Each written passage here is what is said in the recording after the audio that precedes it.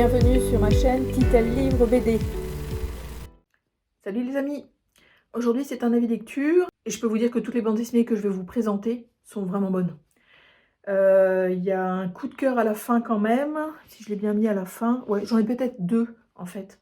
Mais sinon ce sont vraiment que de super bonnes lectures, vraiment. Si jamais vous passez par là, n'hésitez pas à vous abonner, toujours le tintouin habituel, la cloche, notification, etc. Parce que je suis rendue à 927 abonnés, si je me trompe pas. En tout cas, et atteindre les 1000, ce serait le fun, quoi. Juste le fun. Bref, donc n'hésitez pas. Et c'est parti. Donc, édition Delcourt. C'est Robin Reich, ou Reich, et Mathieu Angotti qui s'y collent, et ça s'appelle La cage au con. C'est d'après un roman, en fait, de Franz Bartelt. Donc ça se présente de cette façon-là. C'est jouissif, en fait. C'est vraiment cool comme tout. Je vous l'ai présenté en bouquin il n'y a pas très longtemps, parce que en fait, la librairie BD16 l'avait recommandé, et je louchais dessus en fait depuis un petit moment. Je me suis dit, bon, bah, let's go, s'il représente et que ça vaut vraiment le coup, on va essayer.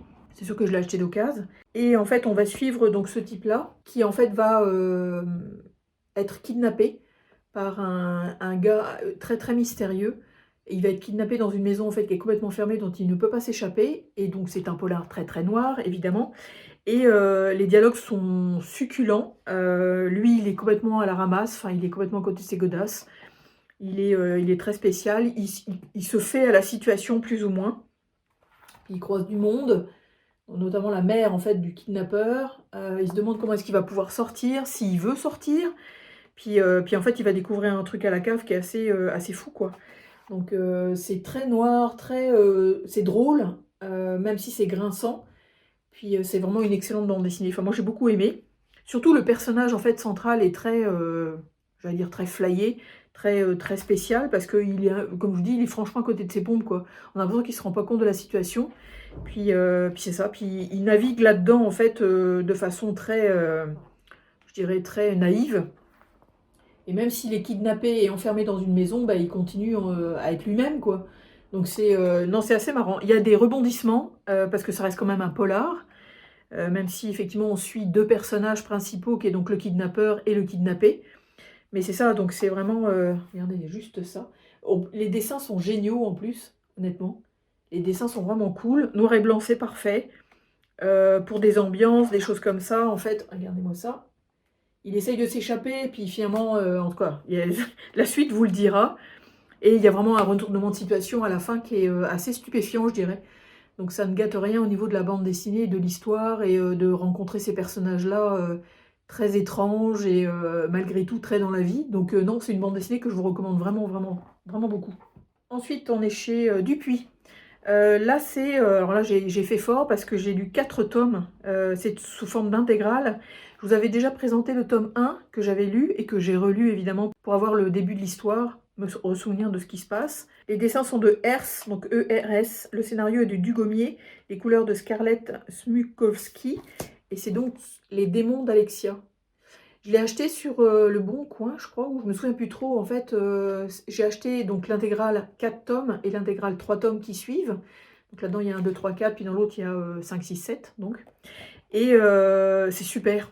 J'ai adoré ma lecture. Je l'ai lu d'un coup, en fait, ce qui était peut-être un petit peu trop. Il faudrait que je relise peut-être les derniers épisodes un petit peu moins pressés, disons. Mais c'est vraiment chouette parce que d'abord, c'est du dessin comme ça. Donc très abordable, très BD en fait. Moi j'aime beaucoup ce genre de graphisme-là. Et on va suivre Alexia, qui est une jeune fille qui a un certain pouvoir. Donc il y a une espèce de pouvoir de divination, ou elle se prétend exorciste. Et on va croiser plein d'univers assez spéciaux, parce qu'elle va atterrir en fait dans une organisation qui s'occupe de spiritisme, il y a de la nécromancie, il y a plein de choses en fait là-dedans, et des gens qui interviennent aussi dans ces domaines-là.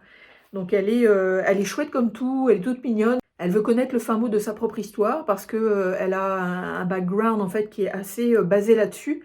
Donc tout sur ce qui est spirituel, intrigue, étrangeté, etc. Puis elle veut effectivement trouver sa place, quoi.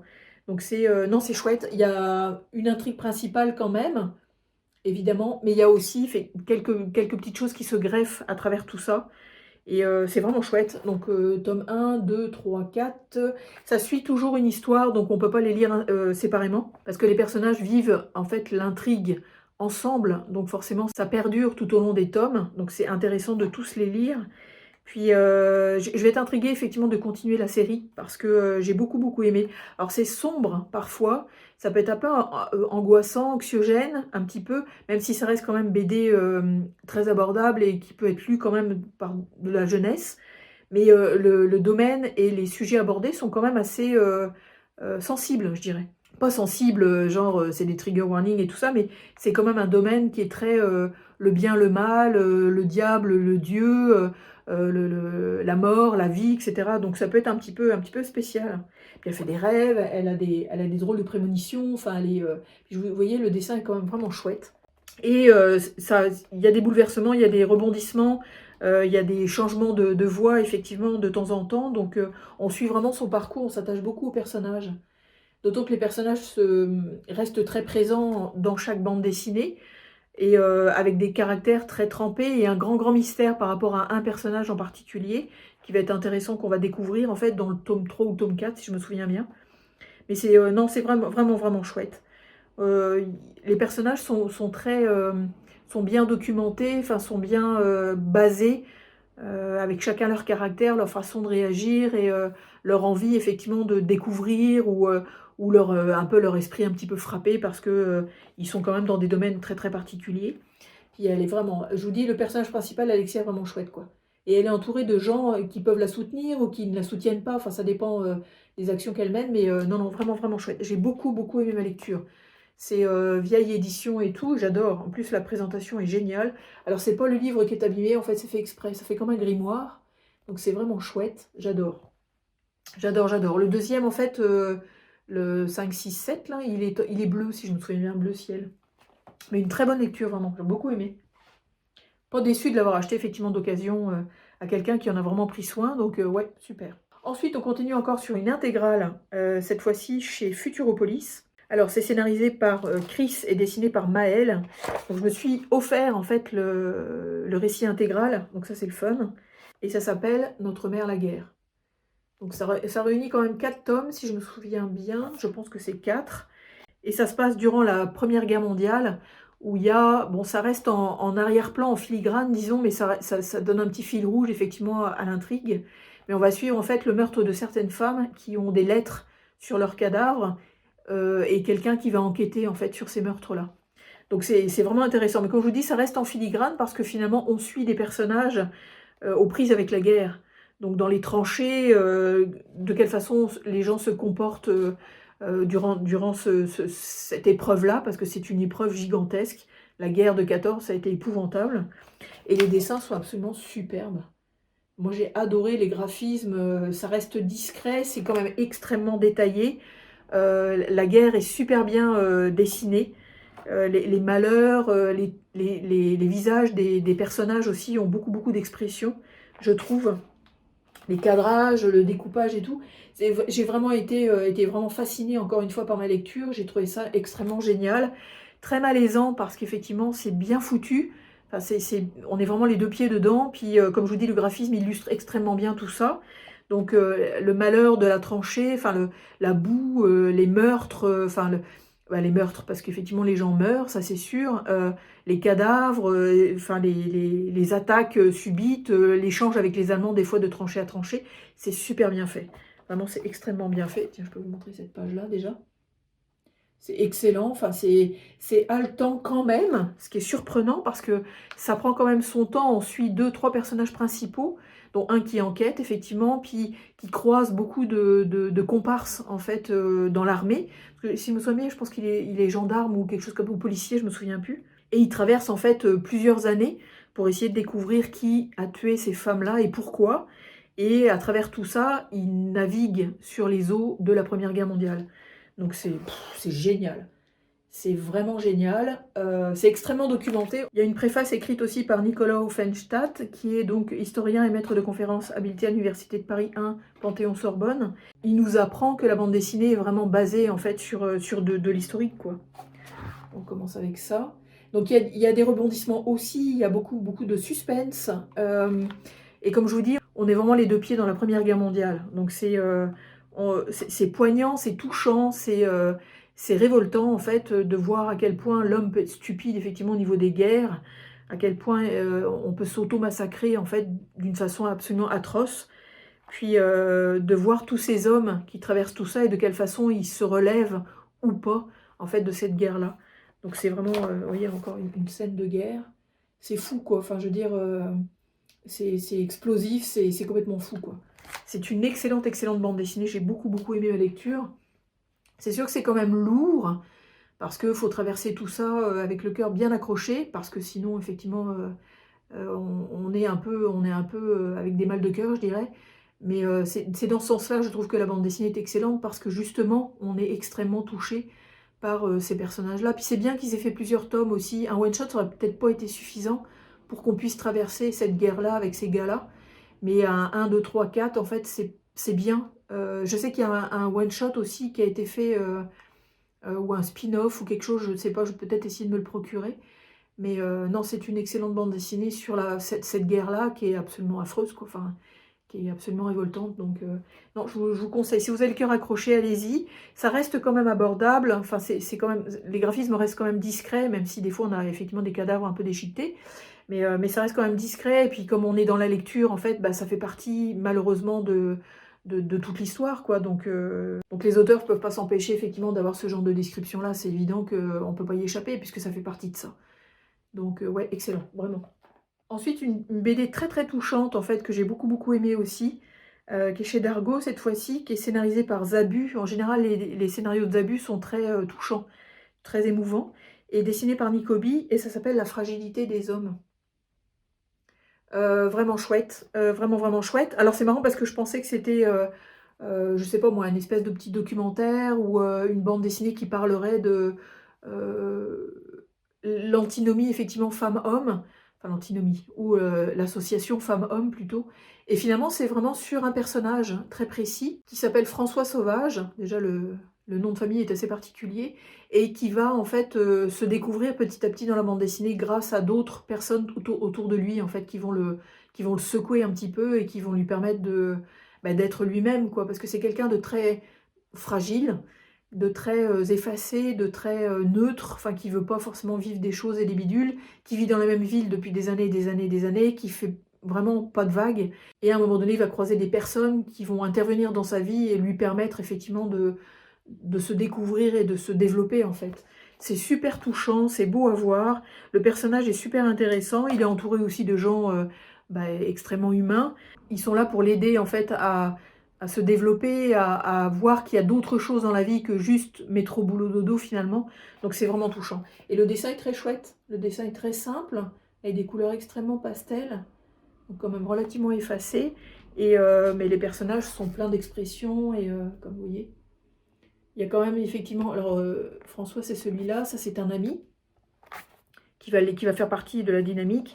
Et il y a aussi en fait Nicobi une façon de dessiner le mouvement qui est vraiment intéressante, parce que là en fait il n'y a pas 4 François évidemment, c'est le développement effectivement du personnage dans la case. Donc c'est intéressant, ça arrive assez souvent. J'ai trouvé ça vraiment chouette, vraiment vraiment chouette. Ça par exemple aussi. C'est des choix graphiques qui sont vraiment vraiment intéressants je trouve. Puis ce personnage-là est extrêmement, extrêmement attachant. On a vraiment envie d'être avec lui, on a vraiment envie de le soutenir dans tout ce qu'il vit, qui peut être effectivement bouleversant pour lui, parce que ça le secoue, évidemment, parce qu'il a l'habitude d'être plus enfermé, tranquille et peinard, et tout d'un coup, il y a plein de choses qui lui arrivent dessus, et c'est bien, enfin je veux dire, quelque part, c'est bien, même si la façon de traverser tout ça n'est pas évident pour lui. Mais non, vraiment, vraiment chouette. Vraiment, vraiment chouette. Les graphismes vont super bien avec. Je trouve que le faciès du personnage aussi est très, très bien représenté. Pour quelqu'un de fragile, d'effacé, petite moustache un peu à la Cabrel. Là. Donc vraiment, vraiment chouette. Il y a des dénonciations aussi là-dedans, parce qu'on est quand même dans un village qui peut être soit impliqué, soit extrêmement reculé. Enfin, genre, on veut surtout pas faire de vagues, comme je disais. Puis, mais c'est ça. Donc, à un moment donné, il y a quelque chose qui se passe, mais c'est vraiment chouette. Alors, c'est des petits événements, c'est pas forcément un gros truc extraordinaire qui bouscule tout, mais c'est des petits événements en fait de vie, donc c'est très très humain. J'ai beaucoup aimé cette lecture-là, encore une fois. Ensuite, encore chez Dargaud, c'est le dernier scénario fait par Pierre Christin. Je vous l'avais présenté en book haul, ce bouquin-là. Et c'est dessiné par Titoine et ça s'appelle L'île des riches. Vraiment chouette. L'histoire est très simple. parce qu'on croise des personnages extrêmement riches qui ont notamment une personne qui a décidé d'acheter une île à une époque et grâce à son argent en fait l'a aménagée avec plein de villas avec des styles complètement différents. Puis quand je dis villas, c'est quasiment des châteaux et il loue en fait à des riches pour que les riches soient tranquilles sur cette île-là. Sauf que l'île va être à un moment donné menacée par quelque chose et évidemment ça va bousculer plein de trucs encore une fois. Donc c'est vraiment chouette. C'est très caustique et très parfois humoristique quand même parce qu'on va être attaché au pas d'un type qui vient visiter pour pouvoir effectivement aménager dans cette île, enfin surtout son employeur, pour que son employeur puisse intégrer une villa. Et on suit la visite effectivement offerte à ce type-là à travers toute l'île par la personne qui l'a fondée. Donc, et le dessin de Titouan, je ne sais pas si vous voyez, mais c'est... Oh la vache! Moi, je suis restée scotchée. Tiens, double page, avant qu'il arrive. Les couleurs sont flashy. C'est de l'aquarelle, c'est magnifique. Enfin, vraiment, ça aussi, tenez. C'est sublimissime. On est vraiment... je trouve que le dessin est riche à l'image des gens qui habitent cette île-là. C'est très... il y a de la matière, en fait, dans ce dessin-là, vraiment. Juste ça aussi. C'est plein de détails et c'est super beau, quoi. Enfin, c'est vraiment super beau. Puis les trognes des gars sont vraiment super. Parce qu'on suit des personnes riches, mais on suit aussi la domesticité qui est sur cette île-là. Et qui sont peut-être un petit peu plus intelligents que les riches. Mais c'est ça, on voit quelques backgrounds aussi de certains personnages, comment ils sont arrivés à être hyper riches.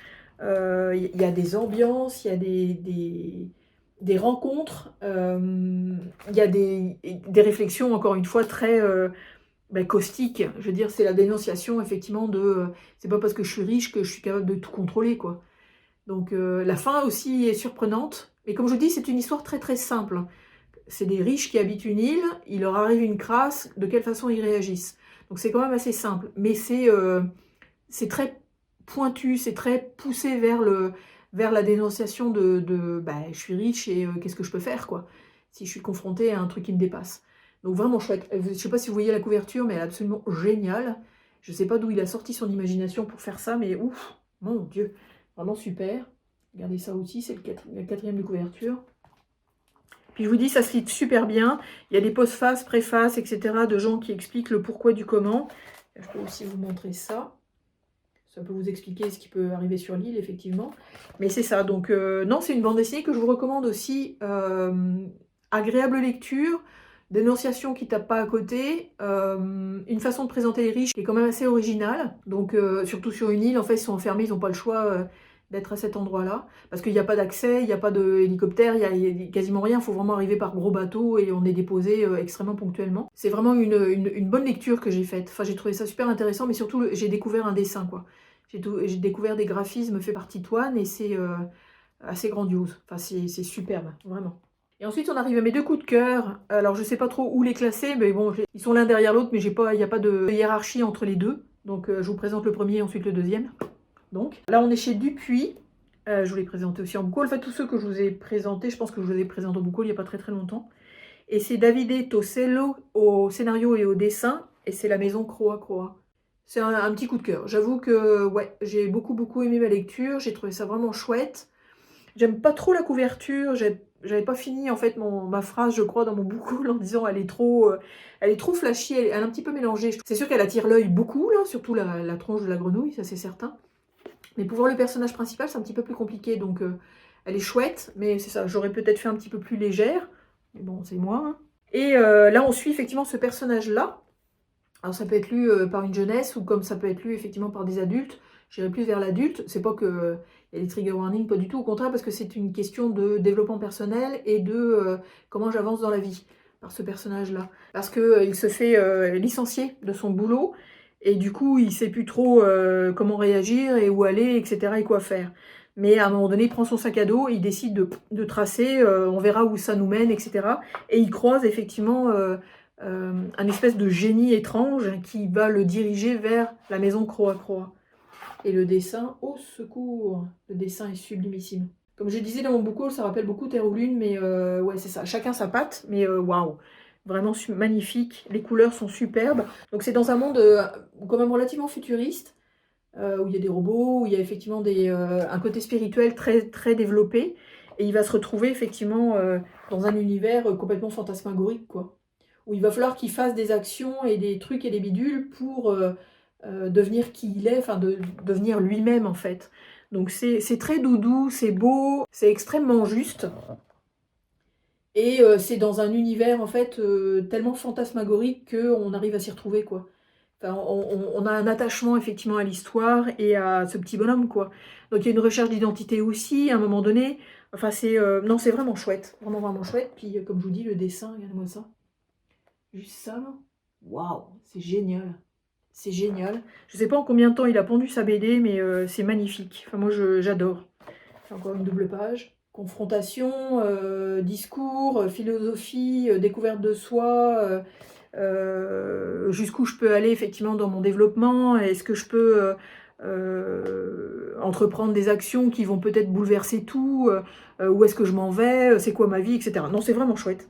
Vraiment, vraiment chouette. Je vous remonte encore un truc. Puis la grenouille est le symbole, effectivement, le crapaud qui se transforme en prince, quoi, disons. Donc il y a une grosse symbolique là-dedans.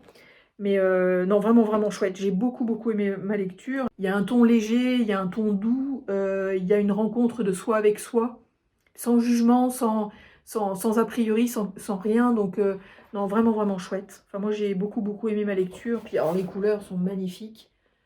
C'est riche, c'est profond, c'est intense aussi, beaucoup. Donc, vraiment chouette. Vraiment, vraiment, vraiment, vraiment chouette. J'ai beaucoup aimé ma lecture, vraiment. C'est un petit coup de cœur, effectivement, on va dire, du mois de juillet. Donc, allez-y, j'allais dire les yeux fermés. Non, ouvrez-les bien grands, ce serait mieux. Donc ça, effectivement. Ensuite, on continue avec Dupuis, mais dans leur collection Air Noir, ce qui donc n'a rien à voir avec ce que je viens de vous présenter. Parce que c'est un polar, effectivement, extrêmement noir. Et je ne savais pas, mais c'est en lisant effectivement préface, postface, etc., que j'ai su que Attila Futaki, celui qui a dessiné, en fait est malheureusement décédé en 2024. Mais heureusement, ils ont pu quand même sortir la bande dessinée, donc ça c'est génial. Et c'est sur un scénario de Jérémy Guèze, et ça s'appelle Dernière Aube. Déjà, la couverture est absolument sublimissime, c'est d'un mystérieux. Je me demande toujours, en fait, c'est quoi ce truc blanc? Et en fait, c'est son œil. Quand on fait ça, c'est juste son œil, en fait. Donc moi, à chaque fois, quand je le vois poser quelque part, je me dis, c'est quoi ce truc-là? Puis en fait, non, c'est son œil. Et on va suivre, en fait, deux personnages dans cette bande dessinée-là, qui est donc vraiment un polar extrêmement noir, thriller et compagnie. Deux personnages, en fait, dont un qui était affilié comme homme de main, en fait, par la mafia russe et qui est retraité, qui essaye effectivement d'arrêter ce qu'il faisait comme activité. Il a dit, stop, j'arrête. Et un policier, en fait, du FBI. Et ils vont mener une enquête en fait sur une jeune fille qui a disparu. Le mafioso, enfin parce que son ancien boss lui demande de chercher qui aurait kidnappé ou tué cette jeune fille-là, et le FBI parce qu'effectivement il y a soupçon de kidnapping, etc. Donc c'est excellent, c'est extrêmement noir, y compris dans les graphismes, comme vous pouvez voir. Et le dessin est sublime, enfin le dessin est magnifique. Il va falloir que je m'achète d'autres bandes dessinées de ce gars-là parce que c'est extrêmement précis. C'est au niveau du graphisme, effectivement, des buildings et des ambiances de ville. C'est comme, oh la vache. Et les trognes de ces gars sont extrêmement bien foutus. Enfin, je trouve que c'est juste ça déjà. Je pense que je vais vous en montrer d'autres. Et on suit en fait le parallèle de ces deux gars-là qui n'ont rien à voir l'un avec l'autre, mais qui vont se retrouver alliés à un moment donné, genre par la force des choses. Encore un. Puis regardez l'ambiance de la maison à côté. C'est avec des bandes aussi, effectivement, je pense à un nom, les bandes, je me souviens plus ce que c'est, mais les bandes noires, donc ça renforce encore le côté extrêmement poisseux et dur et compliqué en fait de l'histoire. L'histoire est pas compliquée en soi, mais quand même, il y a quand même plusieurs protagonistes qui vont s'entrecroiser, se croiser, etc. Parce que l'enquête va être menée et d'un bord et de l'autre, donc tiens, juste ça aussi. Comme je vous dis, les graphismes aident beaucoup aussi à l'immersion dans l'histoire et dans le côté très violent, et, parce que ça ne fait pas dans la dentelle quand même, c'est quand même assez violent, c'est dans un univers très... c'est les États-Unis, il me semble que c'est la Floride, je crois, où il me semble que le mafioso en fait ressort de son île de Floride pour aller rejoindre une ville pour retrouver effectivement qui aurait tué ou kidnappé ou enlevé ou en tout cas bref, cette jeune fille-là, qui est donc une jeune fille qui est la fille de 2 personnes quand même assez riches, assez bien placées dans le milieu de cette ville-là. Donc ils ont comme pas le choix d'essayer de la retrouver. Et c'est bourré de rebondissements, de rencontres, de trucs bizarres, bizarres dans le sens des fois illégaux, parce qu'ils vont des fois au-delà du mandat qu'ils sont supposés avoir. Et mais c'est génial, enfin regardez-moi ça, c'est génial. Des fois il faut vraiment le lire en pleine lumière, parce qu'on pourra en perdre des subtilités évidemment, mais c'est quand même assez débile quoi. Enfin, vu comme ça en recul, c'est marrant parce qu'on distingue tout de suite les bulles blanches. Mais donc vous voyez qu'il y a du dialogue, mais il n'y en a pas tant que ça. Il y a beaucoup, beaucoup de rencontres et de non-dits et de façons en fait d'être qui sont très, très polars. C'est-à-dire que chacun fait sa petite affaire et à un moment donné, effectivement, il y a des croisements et des partages, mais c'est quand même assez violent en fait. C'est pas forcément concerté, c'est pas forcément en équipe, enfin c'est assez particulier. Mais c'est génial quoi, enfin je veux dire, l'intrigue est géniale. C'est quand même basé sur une histoire assez simple, qui est effectivement une jeune fille enlevée ou kidnappée ou disparue, on ne sait pas trop. Et qu'à un moment donné, effectivement, il y a plein de choses qui vont se greffer dessus, donc des découvertes d'histoire des uns et des autres, évidemment. Mais c'est vraiment passionnant, c'est vraiment passionnant. Quand je l'ai commencé, j'ai pas pu le lâcher, en fait. Je pouvais pas le lire en plusieurs fois, bon, il est quand même assez gros, mais... et c'est ça. Donc si vous aimez le polar noir, vous allez être servi. Franchement, c'est bien foutu, ça se défend bien. Non, ça se lit vraiment, j'allais dire quasiment en apnée, parce qu'on veut savoir ce qui se passe. Les 2 personnages aussi sont très bien foutus, sont très bien imaginés. Il y a de la matière derrière ces gars-là. Donc on est vraiment happé par leur façon d'être, leur façon de faire aussi. Donc non, vraiment une excellente bande dessinée. Vraiment une excellente bande dessinée, ouais. Je vous la conseille. Si vous aimez le genre, allez-y. Comme vous voyez, les 2 coups de cœur de fin de vidéo n'ont pas du tout la même résonance. Il y en a un, c'est plus du développement personnel et du doudou et qui je suis ou dans quelle étagère. Puis sinon, après, deuxième, c'est je tire sur qui ou je vais trucider qui. Enfin bref. Donc c'est vraiment 2 choses complètement différentes. Donc voilà. Voilà pour mes dernières lectures, effectivement, BD. Dites-moi si vous en avez lu certaines. Encore une fois, c'est toujours les mêmes petites questions. Chouette, quand j'ai vos retours, c'est vraiment super. Parce que je me rends compte qu'on a des goûts communs et que c'est toujours chouette de savoir qu'on tape pas à côté, effectivement, dans les choix de bande dessinée qu'on achète ou qu'on emprunte, n'est-ce pas? Faudrait que je m'y mette à l'emprunt.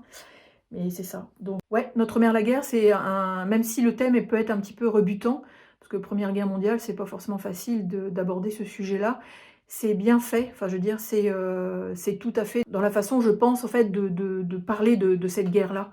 J'imagine que les auteurs ont voulu vraiment faire quelque chose de naturel, en fait, de quelque chose qui est tout à fait dans l'air du temps, quoi. Comme si on y était, en fait. Puis sinon, effectivement, les autres, comme Les démons d'Alexia aussi, vraiment chouette. C'est une bande dessinée qui a quand même beaucoup de poids, je trouve, parce que le sujet n'est pas évident. Mais ça reste quand même une BD franco-belge. Puis le premier, effectivement, La cage aux cons, si vous voulez vous marrer, enfin, avoir un espèce de polar grinçant. Je mets un petit peu en parallèle Tonton Flingueur et ça. Les Tontons Flingueurs, c'est au niveau des dialogues où c'est assez truculent, mais c'est pour l'ambiance, le noir et blanc, puis le truc complètement loufoque. Donc, n'hésitez pas à y aller. Donc voilà. Puis je vais vous souhaiter d'excellentes lectures BD. Puis je vais vous dire à très bientôt. Salut!